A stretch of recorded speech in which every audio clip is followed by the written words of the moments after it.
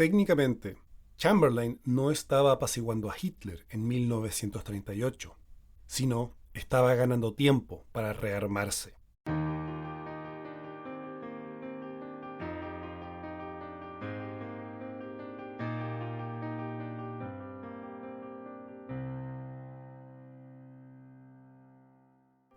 En el mundo de la historia militar, se tiene la visión que Neville Chamberlain fue un apaciguador y un cobarde, y que su actitud envalentonó a Hitler a invadir Polonia.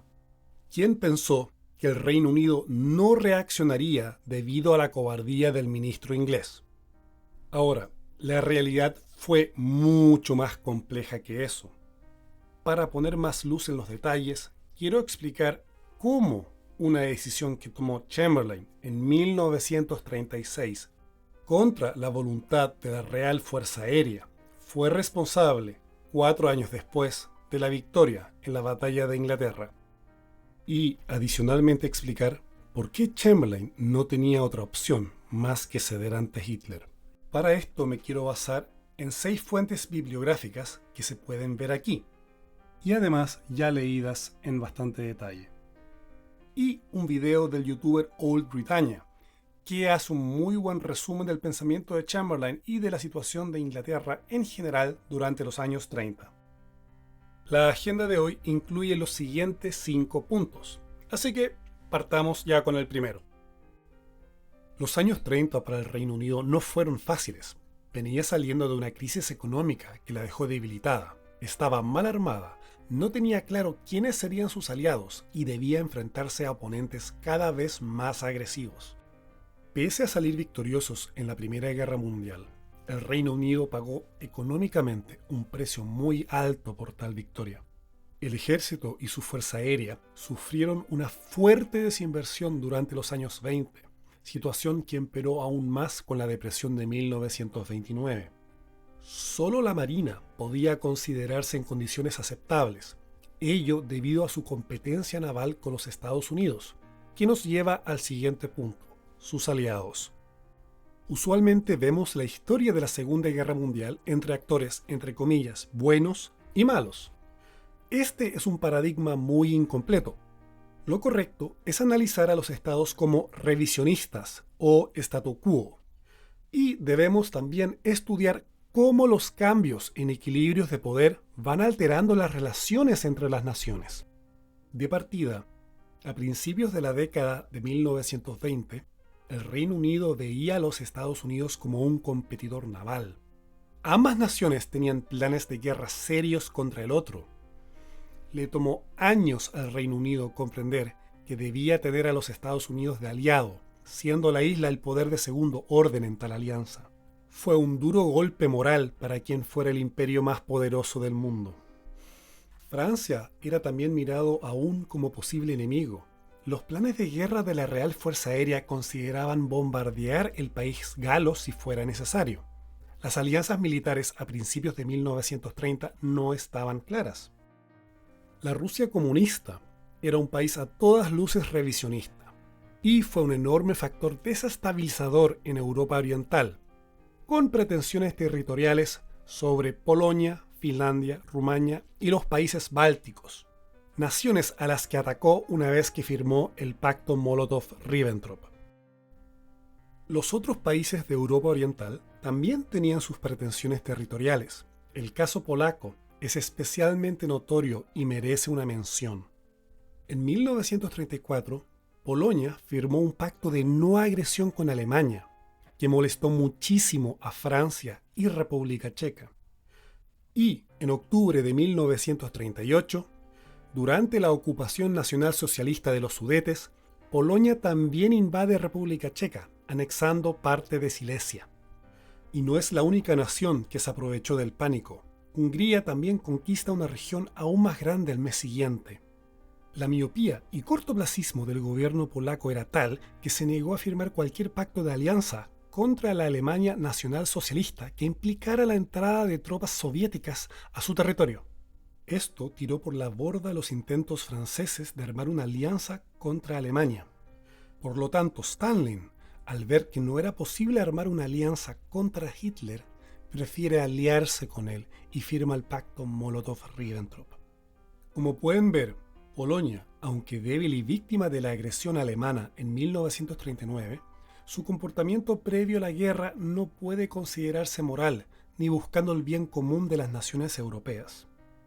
Shaughnessy indica que Polonia intentó jugar a ser una gran potencia de igual estatus que Rusia o Alemania, y se negó a aceptar que debía ser un aliado de segundo orden de alguna de ellas. Y, por su arrogancia, fue despedazada en 1939. Ahora, veamos a las grandes potencias antagonistas a Inglaterra. El Reino Unido tenía para 1938 tres enemigos. El primero, entre comillas, enemigo que debe ser mencionado es Italia. Inicialmente aliada de Inglaterra, la relación va cambiando a medida que Alemania va resurgiendo. Una vez establecido Mussolini en el poder en 1922, empieza a invertir fuertemente en su marina para establecer su llamado Mare Nostrum. Este rearme entró en conflicto directo con Francia, que veía amenazadas sus ambiciones en el mar Mediterráneo. Su rearme también preocupaba al Reino Unido, que debía ahora asignar más fuerzas en la región para lograr un equilibrio, drenando recursos de lugares más importantes, como Japón. Mussolini veía inicialmente a Hitler como una amenaza, y solo se alió formalmente con él en 1936. Finalmente, Mussolini solo declara la guerra a Inglaterra en 1940, cuando Francia ya había sido derrotada.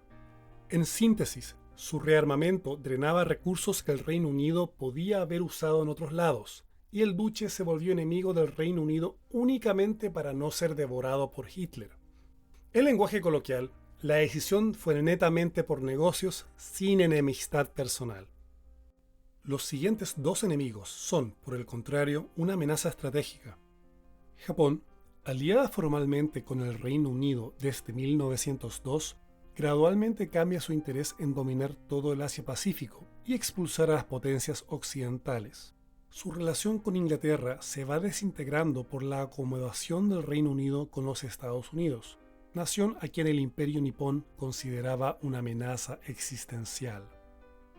En 1921 ya gastaba el 32% de su presupuesto en su marina y acabó formalmente su alianza con el Reino Unido en 1923. Luego, la ocupación de Manchuria y posterior invasión del resto de China pone al Imperio nipón en conflicto directo con el resto de las potencias occidentales.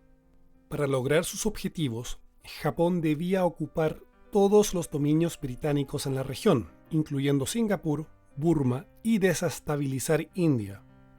Por lo mismo, Inglaterra puso un gran énfasis naval en contrarrestar a la otra isla imperial. Como pueden ver, el cambio de alianzas de Italia y Japón fue netamente debido al aumento de poder de terceras potencias, Alemania y los Estados Unidos, respectivamente. Siempre recuerden que, en las relaciones internacionales, no existen amigos permanentes, solo intereses permanentes. Veamos ahora su mayor amenaza, el Imperio Alemán, o Deutsches Reich. Inicialmente, la actitud que tiene el Partido Conservador Inglés con la Alemania nacionalsocialista es neutra a positiva.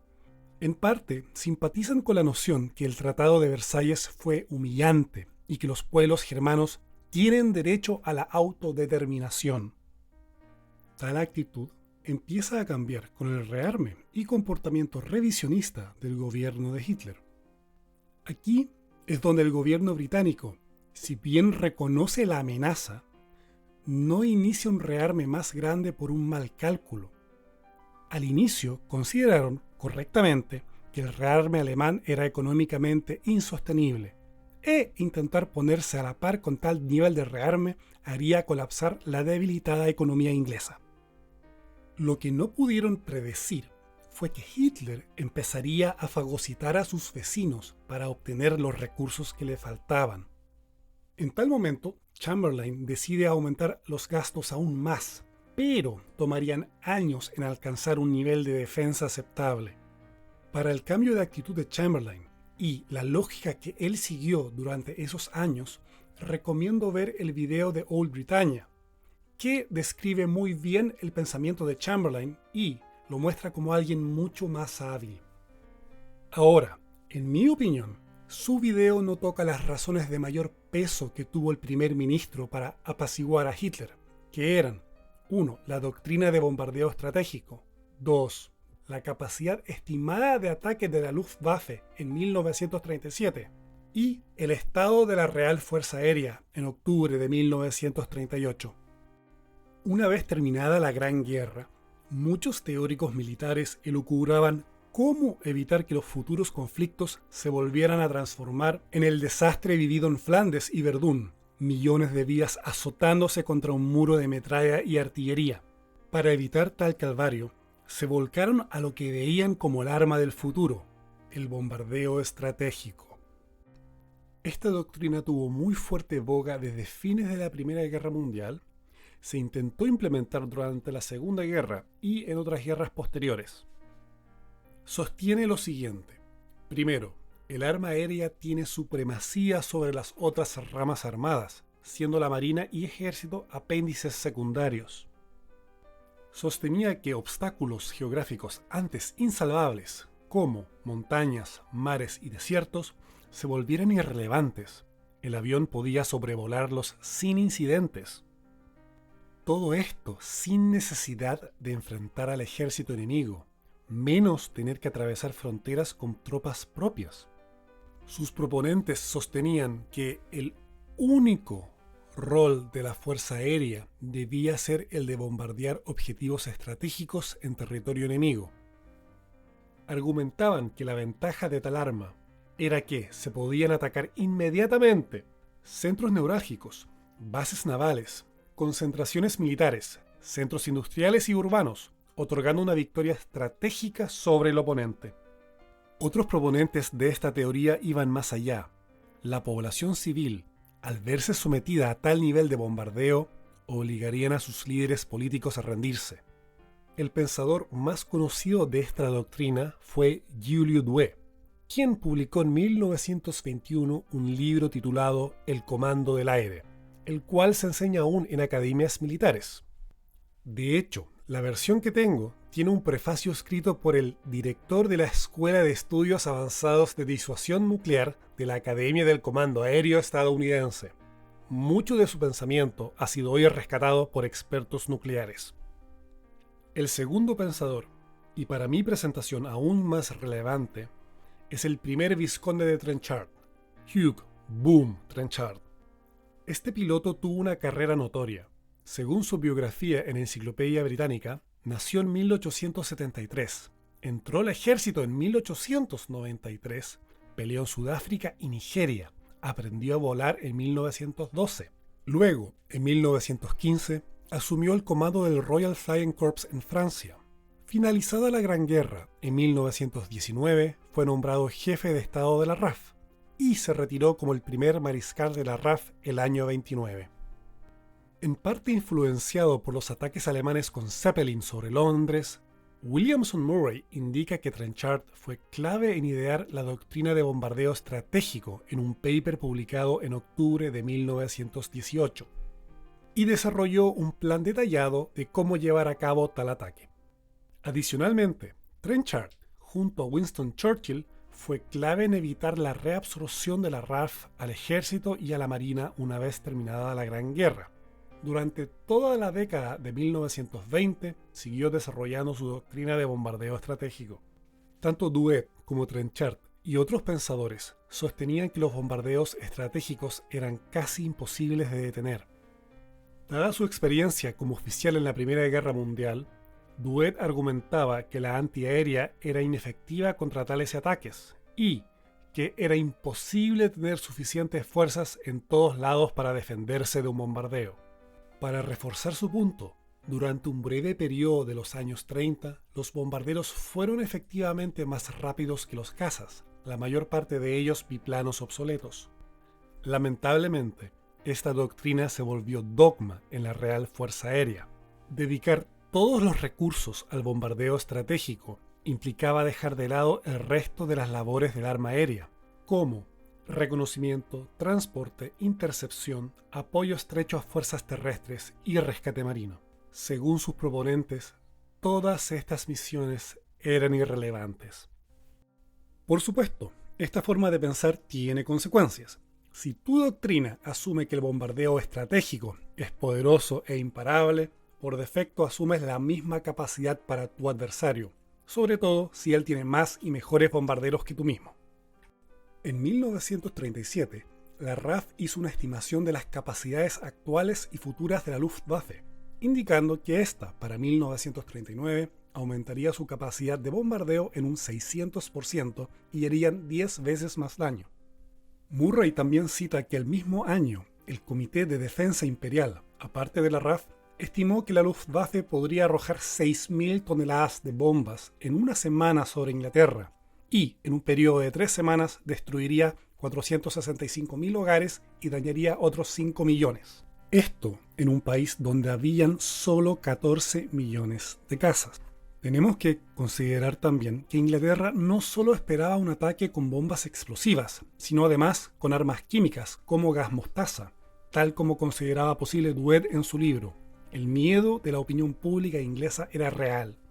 Si bien estas estimaciones eran, en retrospectiva, tremendamente exageradas y fueron criticadas en su tiempo, sí tuvieron un impacto en las decisiones políticas del primer ministro británico y su entorno. Lo que nos lleva al siguiente punto. La RAF en 1938 era aún un tigre de papel. La RAF tenía una serie de problemas adicionales a su dogma ciego en el bombardeo estratégico. Kevin Delft indica que en 1934 la fuerza de bombardeos de la RAF eran apenas 11 escuadrones, todos equipados con modelos obsoletos.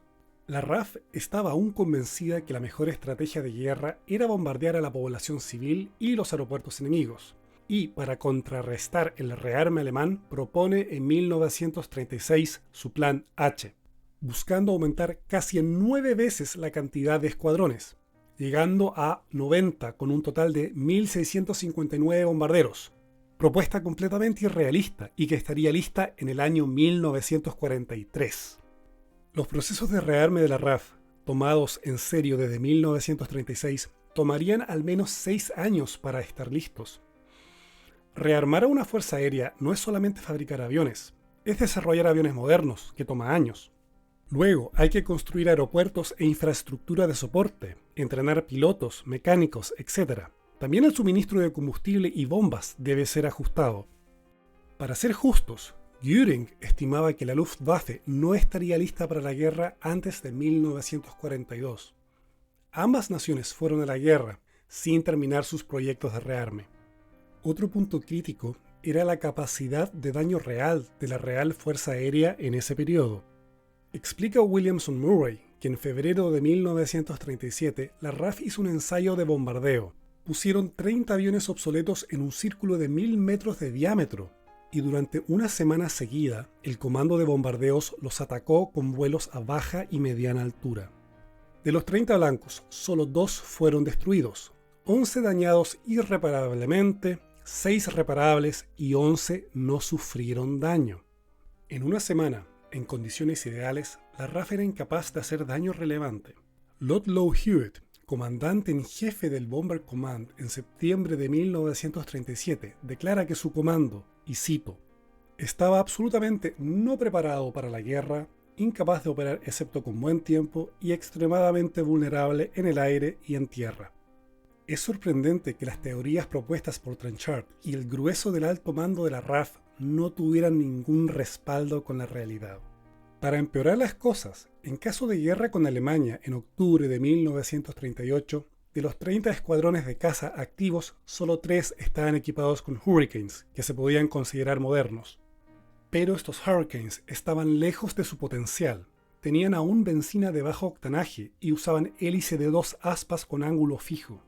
Los cazas equipados con hélices de 3 aspas y ángulo variable no estarían disponibles hasta 1939, y el combustible de 97 octanos no llegaría en cantidades a los cazas hasta 1940.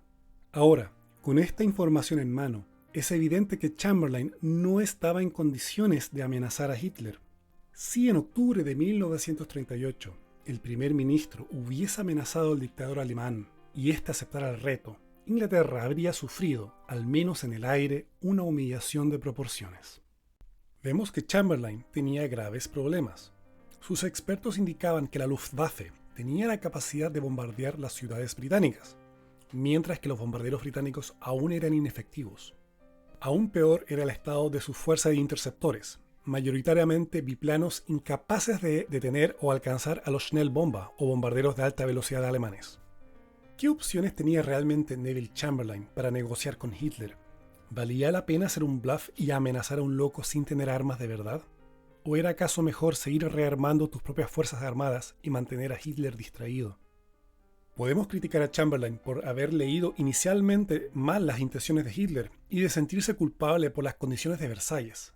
Pero, en 1938, más que apaciguar a Hitler, el primer ministro estaba ganando tiempo y rearmando sus propias fuerzas armadas. Y ahora voy a mencionar la decisión crítica que tomó Chamberlain, que tuvo un impacto decisivo en 1940, la creación del Comando de Caza. El 14 de julio de 1936, la RAF se organiza en 3 comandos: bombardeo, guardia costera y cazas. El Comando de Caza fue creado para coordinar el uso de aviones de combate para interceptar aviones enemigos en territorio británico. Y en 1940 fue la organización clave para derrotar tácticamente a la Luftwaffe durante la Batalla de Inglaterra. Pero sus inicios no fueron fáciles. Williamson Murray indica que el grueso del alto mando de la RAF y en el mismo Ministerio del Aire seguían convencidos que la única opción viable era el bombardeo estratégico, y para defender Inglaterra había que atacar con bombarderos los aeropuertos enemigos. Sostenían además que biplazas como el Bolton Paul Defiant, sin armamento frontal, sería ideal para detener un ataque de fuerzas enemigas. Explica Murray que el comando de caza no fue creado por iniciativa de la RAF, sino por presión del Ejecutivo. Y, cuando Chamberlain asumió como primer ministro en 1937, ignora la recomendación de todos los expertos, rechaza sus planes como el esquema H y prefiere invertir también en el comando de caza. Chamberlain adicionalmente insiste en cazas monoplaza, como el Hurricane y el Spitfire, reduciendo la prioridad de cazas biplaza como el Defiant, el cual sería un completo fracaso en 1940. La razón de su decisión era simple.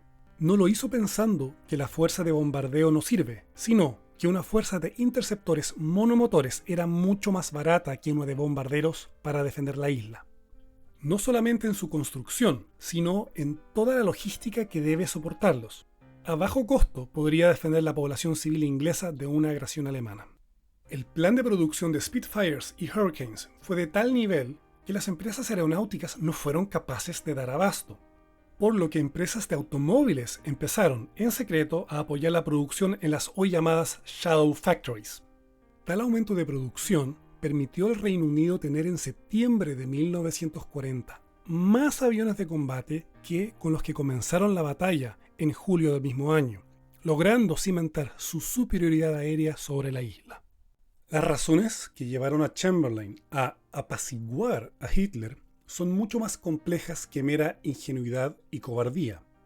La falta de inversión en recursos en la RAF y el ejército británico durante las décadas del 20 y 30 dejaron a Inglaterra sin herramientas duras para presionar a Hitler, menos aún enfrentarse en un conflicto abierto en 1938. Chamberlain solo podía ganar tiempo mientras Inglaterra se rearmaba. La doctrina de bombardeo estratégico siguió viva durante toda la Segunda Guerra Mundial. El vicemariscal del aire, Arthur Bombardero Harris, a cargo del comando de bombardeo, promovía constantemente la idea que sus bombarderos podían acabar la guerra mediante ataques a la población civil. Eso jamás sucedió, al contrario, parecían volver a la población civil alemana aún más hostil a los aliados. Si los ataques de la Luftwaffe sobre Inglaterra, que mataron a 40.000 civiles, no empujaron al público a que su gobierno democrático se rindiera, ¿qué hacía suponer que la población civil en la dictadura nacional socialista exigiría la rendición? Solo después de la guerra, un análisis frío permitió comprobar que bombardear civiles fue un gasto inútil de recursos y vidas. A fines de los 30, la situación económica y geopolítica limitaba severamente las opciones de Chamberlain para frenar a la Alemania nacionalsocialista. Esto sumado a la incapacidad de formar una alianza en Europa para contenerlo.